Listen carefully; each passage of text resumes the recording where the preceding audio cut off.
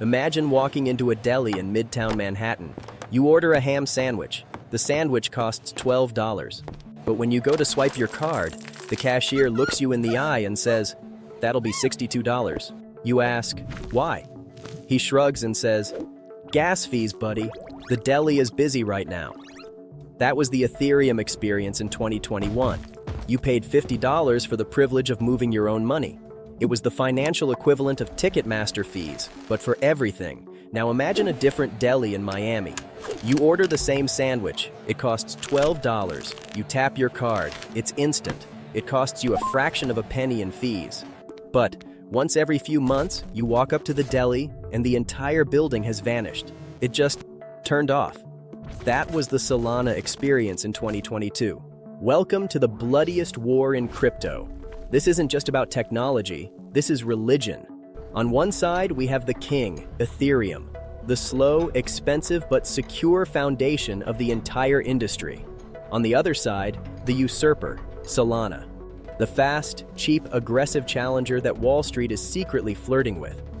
If you hold ETH, you think Solana is a centralized database that will inevitably fail. If you hold SOL, you think Ethereum is a dinosaur that belongs in a museum next to the fax machine. Today, we are dropping the bias. We are looking at the cold, hard data. Who actually wins the war for the internet's operating system? This is next-gen finance. Let's get ready to rumble. Let's start with the incumbent. Ethereum. Think of Ethereum as Manhattan. It is expensive. It is crowded. It smells kind of weird in the summer. But it is where the banks are. It is where the liquidity is. If you want to do serious business, if you want to launch a billion-dollar stablecoin or tokenize a BlackRock fund, you build on Ethereum. Why? Because you know it's not going to disappear. Ethereum prioritizes security and decentralization over speed. It is designed to be a tank. It moves slowly, but you can't blow it up. The argument for Ethereum is simple. We are the settlement layer. They don't care if your coffee transaction takes 15 seconds. They care that a $1 trillion transaction is mathematically impossible to reverse. Here is mind-blowing fact number 1. Ethereum generates more revenue in fees than many publicly traded software companies. In the bull run, Ethereum was generating over $15 million a day in fees. That is a cash flow machine that makes Zoom or Slack look like lemonade stands. But there is a problem. The user experience is terrible for normal people. If crypto is ever going to be used by your grandma, she isn't going to pay $5 to send a $10 birthday card. This opened the door for the challenger. Enter Solana. If Ethereum is a tank, Solana is a Formula One car. It is built for one thing: speed. Solana doesn't want to be Manhattan. Solana wants to be the New York Stock Exchange, but fully digital and open 24/7. The philosophy here is radically different. They say, who cares about decentralization if the product is unusable? They realized that for crypto to beat Visa or Mastercard, it needs to be fast. Like, blink and you miss it, fast. On Solana, a transaction costs fractions of a penny. It is effectively free. This allows for things that are impossible on Ethereum, like high-frequency trading, gaming, or minting 1 million NFTs for a concert. But speed comes at a price, and that price is stability. You remember the blue screen of death on Windows 95? Solana has had moments where the blockchain literally stopped producing blocks. The engineers had to call each other on Discord and restart the network. To an Ethereum purist, that is heresy. To a Solana fan, that's just moving fast and breaking things. Here is mind-blowing fact number 2. Solana's theoretical limit with its new Fire Dancer upgrade is over 1 million transactions per second. To put that in context, Visa, the global giant, handles about 65,000 transactions per second max. Solana isn't trying to beat Bitcoin, it's trying to beat the entire legacy financial system. Why can't we just have a blockchain that is fast, cheap, and super secure? Because of the blockchain trilemma. It's the fast, good, cheap rule of engineering. You can only pick two. Ethereum picked security and decentralization. Result? It's slow and expensive. Solana picked speed and security. Result?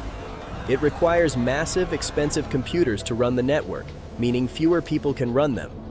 Ethereum is trying to fix this with layer 2s, building extra highways, like Base, Arbitrum, Optimism, on top of Manhattan to handle the traffic.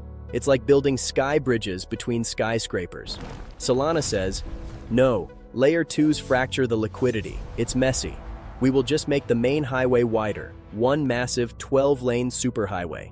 This is the core philosophical war, modular versus monolithic. Here is mind-blowing fact number 3.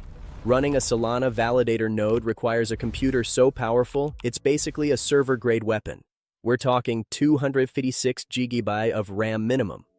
Running an Ethereum node? You can essentially do it on a decent gaming laptop. This is why critics say Solana is corporate crypto. Let's look at the culture, because in 2024, culture drives price. Ethereum is the bank. It's where BlackRock launched their tokenized fund. It's where the boring, stable money lives. It's wearing a suit. It talks about yield and staking ratios. Solana is the casino. This cycle, Solana became the home of the memecoin mania. Why? Because if you are gambling on a coin named after a dog wearing a hat, you don't want to pay $20 in fees to buy $10 worth of it. Solana captured the retail attention. It captured the Dagon energy. And here is the uncomfortable truth for the Ethereum maxis. Retail drives bull markets. When Joe the plumber enters crypto, he doesn't care about validator decentralization coefficients.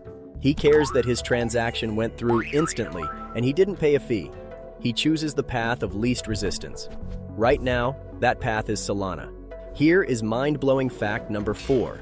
In recent months, Solana has frequently flipped Ethereum in DEX volume, decentralized exchange volume.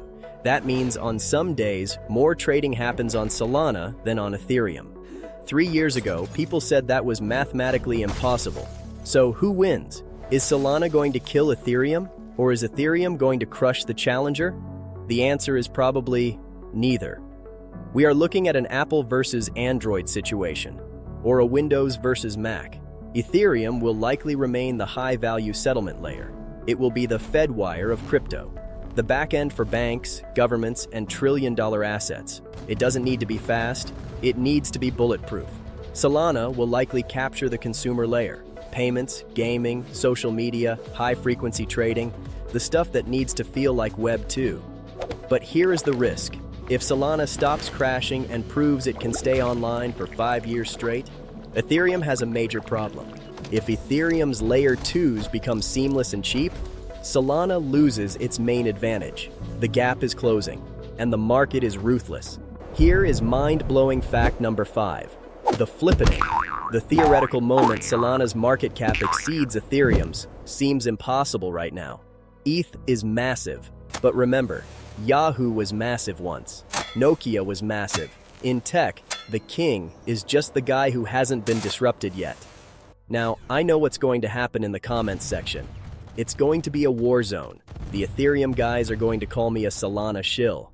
The Solana guys are going to call me an Ethereum dinosaur. And honestly, I love it. Fight it out. Tell me why I'm wrong. Tell me why your bag is the future of finance. But do it with data, not just vibes. If you enjoyed this battle of the titans, smash that like button. It's gas-free and instant, just like Solana. Subscribe to the channel. It's reliable and secure, just like Ethereum. See what I did there? I'm playing both sides, so I always come out on top. Disclaimer, I hold both. Or maybe neither. Or maybe I just hold Bitcoin and laugh at all of you. None of this is financial advice.